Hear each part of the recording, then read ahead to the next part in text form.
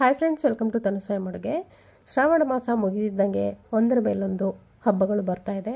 ಹಬ್ಬಕ್ಕೋಸ್ಕರ sweet ಏನಾದರೂ ಮಾಡಬೇಕಲ್ಲ, ಅದು ಹಾಗಾಗಿ ಇವತ್ತಿನ ದಿನ ಒಂದು ಲಡ್ಡು ತೋರಿಸ್ತಾ ಇದ್ದೀನಿ. ರವೆ ಲಡ್ಡು ಯಾವ ರೀತಿ ಪರ್ಫೆಕ್ಟಾಗಿ ಮಾಡೋದು ಅಂತ ಮೊದಲನೇ ಸಲ ಮಾಡ್ಕೊಳ್ತಿರೋರು ಕೂಡ ಇದನ್ನು ಸುಲಭವಾಗಿ ಮಾಡ್ಬೋದು.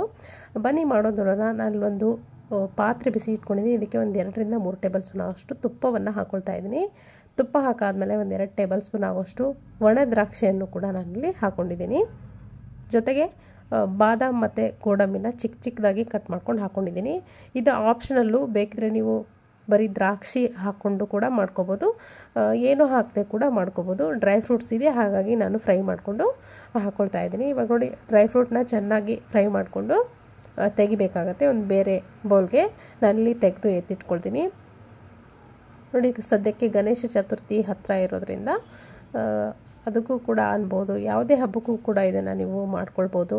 ನೈವೇದ್ಯಕ್ಕಾಗಲಿ ಮನೆಯಲ್ಲಾಗಲಿ ಸ್ವೀಟ್ಗಳನ್ನು ಮಾಡಲೇಬೇಕಲ್ಲ ಹಬ್ಬಕ್ಕೆ. ಹಾಗಾಗಿ ನೋಡಿ, ಇದೇ ತುಪ್ಪದಲ್ಲಿ ನಾನಿಲ್ಲಿ ಸಣ್ಣ ರವೆ ಬರುತ್ತಲ್ಲ, ಚಿರೋಟಿ ರವೆ ಅಂತ ಕೂಡ ಕರೀತಾರೆ, ಸಣ್ಣ ರವೆ ಕೂಡ ಕರೀತಾರೆ, ಇದರ 1 ಕಪ್ಪಷ್ಟು ಹಾಕ್ಕೊಂಡಿದ್ದೀನಿ. 1 ಕಪ್ಪಷ್ಟು ರವೆ ಹಾಕ್ಕೊಂಡು ಚೆನ್ನಾಗಿ ಹುರ್ಕೋಬೇಕು. ಹೈ ಫ್ಲೇಮ್ ಅಥವಾ ಮೀಡಿಯಮ್ ಫ್ಲೇಮ್ ಇಟ್ಕೊಂಡು ಹುರ್ಕೊಳ್ಬಿಡಿ.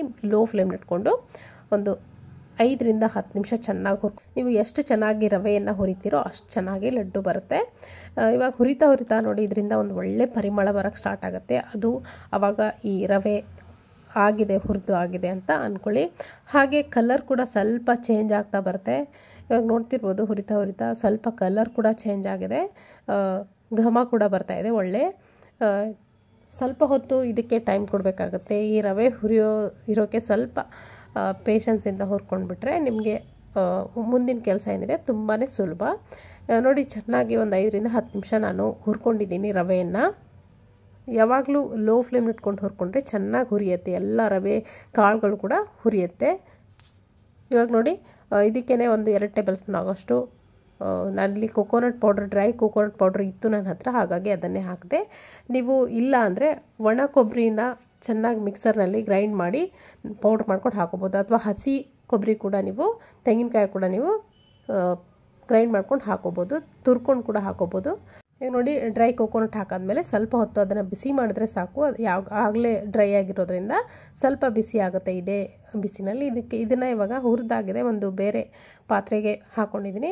ಇದಕ್ಕೆ ನೋಡಿ, ಯಾವ ಕಪ್ಪಿಂದ ನಾನು ರವೆಯನ್ನು ತೊಗೊಂಡಿದ್ದೀನೋ ಅದೇ ಕಪ್ಪಿಂದ 3/4 ಕಪ್ ಆಗೋಷ್ಟು ಸಕ್ಕರೆ ಪೌಡ್ರನ್ನ ಹಾಕ್ಕೊಂಡಿದ್ದೀನಿ. ಸಕ್ಕರೆನ ಪುಡಿ ಮಾಡ್ಕೊಂಡು ಹಾಕ್ಕೊಳ್ಳಿ, ಆವಾಗ ತುಂಬಾ ಈಸಿ ಆಗುತ್ತೆ. ಕೆಲವರು ಪೂರ್ತಿ ಸಕ್ಕರೆ ಹಾಗೆ ಹಾಕ್ತಾರೆ, ಸಕ್ಕರೆ ಕರಗೋದಿಲ್ಲ. ಹಾಗಾಗಿ ರವೆ ಲಡ್ಡು ತಿನ್ನೋವಾಗ ಸಕ್ಕರೆ ಹಾಗೆ ಬರುತ್ತೆ, ಹಾಗಾಗಿ ಪೌಡ್ರ್ ಮಾಡ್ಕೊಂಡು ಹಾಕ್ಕೊಳ್ಳಿ. ಇದಕ್ಕೆ ನೋಡಿ, ಏಲಕ್ಕಿ ಪೌಡ್ರು 1 ಟೀ ಸ್ಪೂನ್ ಅಷ್ಟು ಹಾಕ್ಕೊಂಡಿದ್ದೀನಿ. ನಾವು ಆವಾಗಲೇ ಫ್ರೈ ಮಾಡಿ ಇಟ್ಕೊಳತ್ತ ಡ್ರೈ ಫ್ರೂಟ್ಸ್ ಕೂಡ ಹಾಕ್ಕೊಂಡು ಸ್ಪೂನಿಂದ ಚೆನ್ನಾಗಿ ಮಿಕ್ಸ್ ಮಾಡ್ಕೊಳ್ಳಿ. ರವೆ ತುಂಬ ಹೊತ್ತು ಹುರಿದಿರೋದ್ರಿಂದ ತುಂಬಾ ಬಿಸಿ ಇರುತ್ತೆ, ತುಂಬಾ ಹೊತ್ತು ಬಿಸಿಯಾಗಿ ಹಾಗೇ ಇರುತ್ತೆ ರವೆ. ನೀವು ಲಡ್ಡು ಕಟ್ಟಿ ಮುಗಿಯೋವರೆಗೂ ಬಿಸಿ ಹಾಗೇ ಇರುತ್ತೆ. ಈಗ ಈ ಥರ ಒಂದು ಕಡೆ ಇದನ್ನು ಸೈಡಲ್ಲಿ ಹಾಕ್ಕೊಂಡು, ಇವಾಗ ನೋಡಿ, ಒಂದು ಅರ್ಧ ಕಪ್ ಆಗೋಷ್ಟು ಹಾಲನ್ನು ತೊಗೊಂಡಿದ್ದೀನಿ. ಅಂದರೆ ಇವಾಗ ಟೀ ಕಾಫಿ ಕುಡಿಯೋ ಕಪ್ಪಲ್ಲಿ 1 ಕಪ್ ಆಗೋಷ್ಟು ಹಾಲನ್ನು ತೊಗೊಂಡಿದ್ದೀನಿ. ಒಂದು 2 ಸ್ಪೂನ್ ಆಗೋಷ್ಟು ಹಾಲನ್ನು ಹಾಕ್ಕೊಂಡು ಈ ಥರ ಮಿಕ್ಸ್ ಮಾಡ್ಕೊಳ್ಳಿ. ಹಾಲು ಕೂಡ ನೋಡಿ, ಸ್ವಲ್ಪ ಉಗುರು ಬೆಚ್ಚಗಿರಬೇಕು, ಪೂರ್ತಿ ಬಿಸಿ ಹಾಲಿರಬಾರ್ದು, ಸ್ವಲ್ಪ ಉಗುರು ಬೆಚ್ಚಗೆ ಇದ್ದರೆ ಸಾಕಾಗುತ್ತೆ. ಯಾಕಂದರೆ ರವೆ ಕೂಡ ಬಿಸಿಯಾಗಿರುತ್ತೆ. ನೋಡಿಕೊಂಡು ಕೈಯಿಂದ ಕಲಿಸ್ಕೊಳ್ತಾ ಬಿಸಿ ಆಗಿರೋಗ್ಲೇ ಉಂಡೆಯನ್ನು ಕಟ್ಕೊಳ್ಬೇಕು. ನೋಡಿ, ಈ ಥರ ಯಾವ ಸೈಜಲ್ಲಿ ಬೇಕು ನೋಡಿ, ಆ ಸೈಜ್ನಲ್ಲಿ ನೀವು ಲಡ್ಡುನ ಕಟ್ಕೊಂಡ್ರೆ ತುಂಬ ಚೆನ್ನಾಗಿ ಬರುತ್ತೆ. ಸ್ವಲ್ಪ ನೋಡಿ, ಹಸಿ ಅನಿಸುತ್ತೆ ಹಾಲು ಹಾಕಿರೋದ್ರಿಂದ.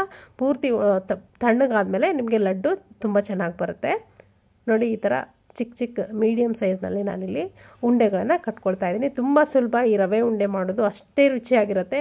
ನೀವು ಆರಾಮಾಗಿ 1 ವಾರ ಇಟ್ಕೊಂಡು ಇದನ್ನು ತಿನ್ಬೋದು.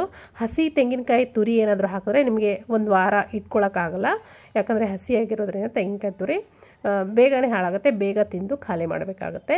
ಇವಾಗ ನೋಡಿ, ರುಚಿಯಾದಂಥ ರವೆ ಲಡ್ಡು ಪರ್ಫೆಕ್ಟ್ ವಿಧಾನದಲ್ಲಿ ಮಾಡೋದು ತೋರಿಸಿದ್ದೀನಿ. ಮೊದಲೇ ಸರಿ ಮಾಡೋರ್ಗೂ ಕೂಡ ತುಂಬ ಸುಲಭವಾಗಿ ಮಾಡಿಬಿಡ್ಬೋದು ರವೆ ಲಡ್ಡುನ. ಸೊ ನೋಡಿ, ಇವಾಗ ರವೆ ಲಡ್ಡು ರೆಡಿಯಾಗಿದೆ. ಇದನ್ನು ಒಂದು ಏರ್ಟೈಟ್ ಕಂಟೈನಲ್ಲಿ ಹಾಕಿ, ಪೂರ್ತಿ ತಣ್ಣಗಾದ್ಮೇಲೆ ಏರ್ಟೈಟ್ ಕಂಟೈನಲ್ಲಿ ಹಾಕಿ ನೀವು 1 ವಾರ 10 ದಿನ ಇಟ್ಕೊಂಡು ಆರಾಮಾಗಿ ತಿನ್ಬೋದು. ಹಬ್ಬಕ್ಕೆ ಮಾಡ್ಕೊಳ್ಳಿ. ಇವತ್ತಿನ ಈ ರೆಸಿಪಿ ಇಷ್ಟ ಆಗಿದೆ ಅಂದ್ಕೊಳ್ತೀನಿ. ಇಷ್ಟ ಆಗಿದ್ರೆ ಲೈಕ್ ಮಾಡಿ. Thank you.